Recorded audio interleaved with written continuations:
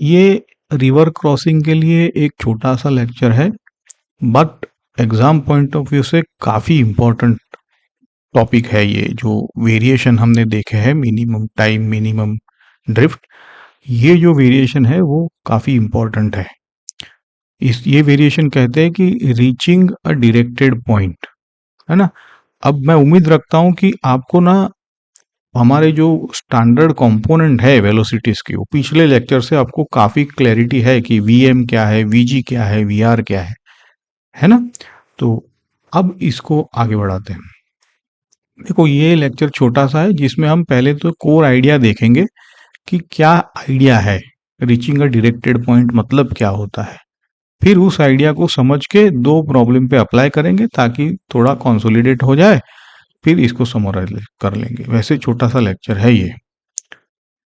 तो देखो, जैसे मैंने कहा कि हमने लेक्चर में मिनिमम टाइम, मिनिमम ड्रिफ्ट के प्रॉब्लम्स तो देखे ही है, हमें कंपोनेंट भी क्लियर है कि वीजी क्या है। अब क्या है कि इसमें स्विमर प्रिस्क्राइब्ड लाइन पे जाना चाहता है, या तो कहो कि ये जो पॉइंट बी है वहां वो एग्जैक्टली लैंड होना चाहता है। तो क्या करेंगे, है ना। तो जैसे find the direction of effort, मतलब जो स्विमर है वो कहाँ कितने एंगल पे स्विम करे ताकि वो इस लाइन पे रहे, है ना।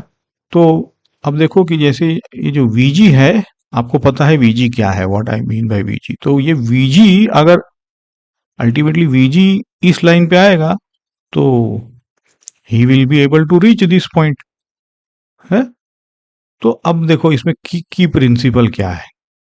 हम क्या करेंगे कि एक्सिस जो है ना हमारी, वो ए बी के अलोंग ले लेंगे। जैसे पहले हमारी एक्सिस ये रहती थी, एक्स वाई, हमने देखा मिरर प्रॉब्लम में, ये वाई था, ये एक्स था। अब क्या करेंगे कि ये हमारा एक्सिस रहेगा, ये एक्स रहेगा और ये वाई रहेगा, ये ऐसे एक्सिस हम कर लेंगे। ओके। और देखो, और यही की प्रिंसिपल है। अब इसका जो कंपोनेंट है, ये कौन सा कंपोनेंट होगा, साइन कंपोनेंट होगा, ये वाला। और ये जो वी आर का ये जो कंपोनेंट है, ये वी आर का ये भी साइन कंपोनेंट। तो ये दोनों अगर कंपोनेंट इक्वल हो जाए तो स्विमर इस लाइन पे रहेगा, है ना। बिल्कुल क्लियर। मतलब ये कंपोनेंट इक्वल करने हैं और कुछ नहीं। आप इस एक्सिस पे अगर जाना चाहते हो यहाँ पे, तो ये दो कंपोनेंट, इसका साइन कंपोनेंट और इसका भी साइन कंपोनेंट, है ना। तो यही लिखा है कि perpendicular components of V M and V R exactly cancel. बस इतना ही कोर आइडिया है, लेकिन इसके वेरिएशन है थोड़े बहुत, तो हम वो देख लेंगे। टिपिकल प्रॉब्लम चूज किए है जो आपको अलग थोड़ा सा वेरिएशन देंगे, ये कोर कंपोनेंट जो हमने देखा ना उससे। चलो देखते हैं। तो देखो, प्रॉब्लम वन में रिवर की स्पीड दी हुई है, स्विमर की स्पीड दी हुई है। मतलब आपको वीएम और वीआर पता है, ऐसा नहीं कि आप कंपोनेंट में ही उलझ रहे हो, ऐसा तो अब नहीं होना चाहिए। अब स्टार्टिंग ए और ही वांट्स टू रीच सी, मतलब डायरेक्टेड पॉइंट है ये, ठीक है। ये 400 दे दिया है, ये भी 400 दे दिया है। तो वो स्विमर कितने एंगल पे अगर स्विम करेगा तो वो इस लाइन पे रहेगा। अब ये जो वेरिएशन है ना, आसान है, क्योंकि देखो ये 400 है, ये 400 है। तो ये अगर 400 है और अगर ये हमारा वीजी है, देखो तो इससे ना ये देखो, तो ये एंगल हमारा कितना होगा, 45 डिग्री हो जाएगा, क्योंकि ये दोनों 400 है ना। ये हमारा वीजी है, हमें पता है कि वीजी के अलोंग अगर हम जाए, वीजी अगर ये लाइन में रहे तो ये सी मिलता है। तो फिर हम हमारा कॉमन सेंस यूज करेंगे, क्योंकि ये भी 45 है, ये भी 45 है। तो ये जो ट्राइंगल है, आपको ये ट्राइंगल जो दिख रहा है, ये ट्राइंगल, ये वाला ट्राइंगल, अब इसमें ये भी 45 हो जाएगा। तो अब तो क्या ही बात है। अब आपको ना वीजी का, अगर आपको इस लाइन में रहना है आपको, तो क्या मतलब निकलता है इसका कि ये 45 है तो ये कंपोनेंट और ये कंपोनेंट वीजी का अगर इक्वल कर दो तो रिजल्टेंट इस लाइन पे आएगा आपका, है ना। तो वेक्टर है, दोनों वेक्टर इक्वल, तो रिजल्टेंट बराबर सेंटर से जाएगा, है ना। हाँ, डिस्ट्रीब्यूट कर देगा वो, ठीक है। तो यही है, तो हमने ये ना कि कोर आइडिया को हमने इस तरह से इम्प्लीमेंट किया है। यहाँ पे देखो V G X equal to, अब तो आपको पता ही है कि वी जी एक्स क्या होता है, एक्स कंपोनेंट क्या होता है। तो भाई इसका इसका जो एक्स कंपोनेंट है उसमें रिवर का कंपोनेंट अगर आप मिलाओगे तो वो वीजी एक्स बन जाएगा। और वीजी का वाई कंपोनेंट क्या होता है, जो वीएम का वाई कंपोनेंट, क्योंकि रिवर का तो कोई वाई है नहीं, इतना आसान है। तो देखो हमने वीजी को एक्स कंपोनेंट निकाल लिया है, V R plus V M cos theta. जैसे मैंने कहा सारे चीजें दिया है, सिर्फ थीटा हमें अननोन है।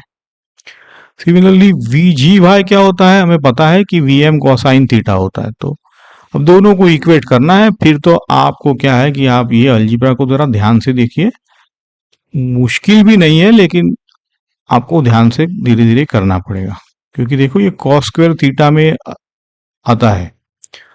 तो इस इक्वेशन को आप कैसे सॉल्व करोगे, है ना। तो ये बेटर है कि इसको आप sine square theta cos square theta use करके, कॉस स्क्वायर थीटा में अगर आप लेके आए तो आप जो जो नोन चीज है वो इसी से आप सॉल्व कर पाओगे इसको। ओके, ठीक है। तो अब इसको स्क्वायर स्क्वायर इसलिए किया है क्योंकि हमें cos square theta sine square theta और क्वाड्रेटिक इक्वेशन में लाना था ए एक्स स्क्वायर में, तो इसीलिए इससे किया है। तो ये एक टेक्निक है, आप जब भी ऐसा कोई इक्वेशन देखो तो आप स्क्वायर करो, ठीक है। तो अब देखो यहाँ पे पॉजिटिव रूट लेना है आपको, ऐसा नहीं कि आपको पता नहीं है कि, क्योंकि जो रियलिस्टिक एंगल होते हैं वो 0 और 90 के बीच होते हैं, ये भी आपको ध्यान रहे। रिवर प्रॉब्लम में रियलिस्टिक एंगल, और इवन प्रोजेक्टाइल में भी हम देखेंगे कि ये रियलिस्टिक एंगल 0 से 90 के बीच यूजुअली, हाँ। और अगर यहाँ से लोगे तो भी वो 0 से 90 जैसे, एनीवेज चलो। तो यहाँ से आपको कॉस थीटा आपका 0.6 मिल जाएगा, है ना। पॉजिटिव रूट मतलब ये आपको पता है कि ये पॉजिटिव है, ऐसा नहीं कि यहाँ आपने जम किया है।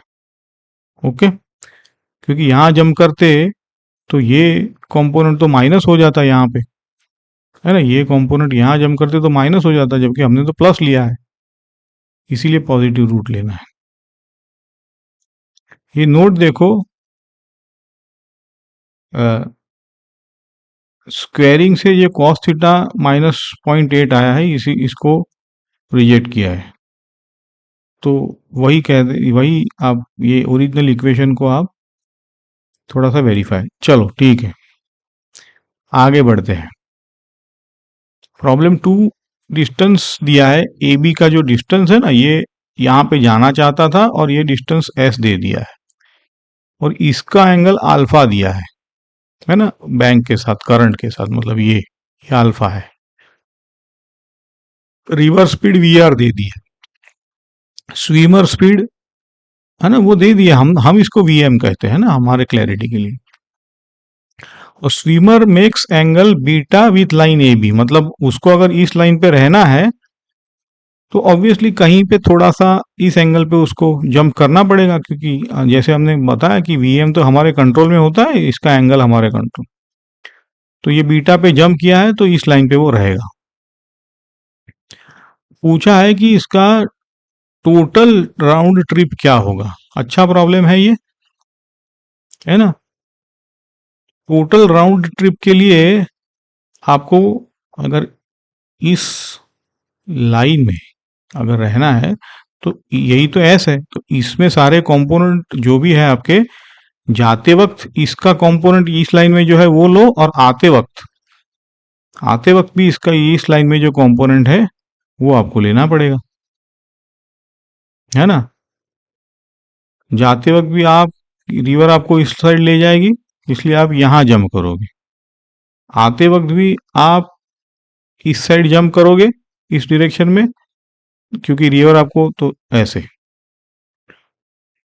ओके, अब ये हमें पता है कि परपेंडिकुलर कंपोनेंट मतलब हमने अगर इसको और इसको ले तो ये जो कंपोनेंट होता है हमें पता है ये वी आर साइन अल्फा होता है, और इसका जो कंपोनेंट होता है वो वी एम साइन बीटा है, क्योंकि ये बीटा है ये अल्फा है। तो ये दोनों कंपोनेंट इक्वल होने चाहिए, तभी हम इस लाइन पे रहेंगे। हालांकि इसकी यहाँ पे ज़रूरत पड़ने वाली नहीं है, क्योंकि हमें यही कंपोनेंट से मतलब है। और देखो कि यहाँ पे ये एस दिया है, अगर ये एस है तो फिर वी, बट सपोज करो कि ये एस होता, let us see what's exactly. तो बट टाइम आते वक्त और जाते वक्त का आसानी से मिल जाएगा ये कंपोनेंट, देखो कैसे। तो ए टू बी में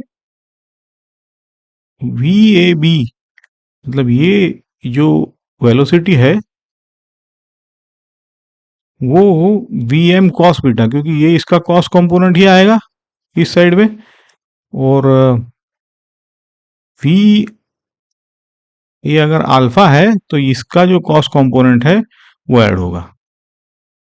ठीक है ना, तो हमें वी ए बी जाते वक्त हमें वेलोसिटी मिली।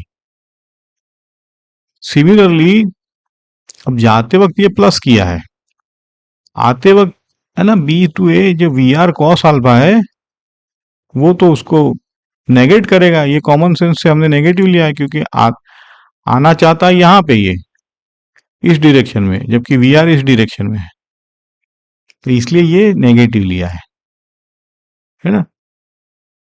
तो अगेन कि ये बीटा डायरेक्शन में ऐसे करके ये जंप करेगा आते वक्त, तभी तो यहाँ, तो that is how V B A का हमने वी बी ए हमने निकाला। अब टी वन क्या है कि एस डिवाइडेड बाय ये जो कंपोनेंट था और टी टू, टोटल टाइम के लिए दोनों को प्लस कर दो तो आपका निकल के आया है। कहने का मतलब है हमने एस यहां पे लिया है ऐसे, है ना। तो बट अगर कुछ अलग होता तो हमको वो जो परपेंडिकुलर कंपोनेंट इक्वालिटी का भी हम यूज कर सकते थे यहाँ पे। चलो तो अब इसको समराइज करते हैं कि जब भी टारगेटेड पॉइंट होता है तो आप पहले तो वीजी को देखो कि वीजी से सॉल्व होता है कि नहीं, क्योंकि वीजी का जो एंगल है वो आपको बैंक के साथ मिल जाता है। फिर उससे आप स्विमर का एंगल निकाल सकते हो। अगर नहीं निकलता है तो resolve along A B, perpendicular component जो है वो इक्वल होने चाहिए, है ना। कोई कंपोनेंट तभी तो नहीं रहेगा, नहीं तो वो लाइन पे रह नहीं पाएगा। तो इससे भी सॉल्व हो जाते हैं आसानी से। राउंड ट्रिप जो है वो टिपिकल एग्जाम्पल है, ये वाला एग्जाम्पल हमने लिया है जिसमें टाइम कैसे निकाला जाता है। तो आपको यही देखना था कि एक बार प्लस करो आते वक्त माइनस करो, इसलिए ये एग्जाम्पल लिया है। और कौन से कंपोनेंट लेने हैं, अलोंग ए बी वाले कंपोनेंट लेके टाइम निकालना है। ठीक है, फाइनली गोल्डन रूल याद रखो कि वीजी का परपेंडिकुलर टू डिजायर्ड पाथ 0 होना चाहिए, है ना। Component of V M perpendicular to A B is equal to component of V R, तभी तो ये 0 होगा। ओके, अगर ये मोस्टली तो हमने जो दो एग्जाम्पल लिए वो थोड़े से अलग वैरायटी के लिए, लेकिन यहाँ से मोस्टली कंडीशन से, इस कंडीशन से आपके प्रॉब्लम सॉल्व हो जाते हैं मोस्टली, लेकिन आपको एडवांस थोड़े प्रॉब्लम लिए है यहाँ। ठीक है, तो यहाँ पे इस लास्ट लेक्चर में रिवर के आप कोई भी प्रॉब्लम आसानी से सॉल्व कर सकते हो। This is the last variation in the river problem. Thank you. इसके बाद हम रेन मैन प्रॉब्लम करेंगे और भी। तो काइनेमेटिक्स अभी 2 लेक्चर और है। हाँ, उस तो काइनेमेटिक्स आप मे बी 5.18 में काइनेमेटिक्स एंड होगा। तो if you like, you share, like, subscribe, comment करो क्या डिफ़िकल्टी है, and I will surely answer. Thank you.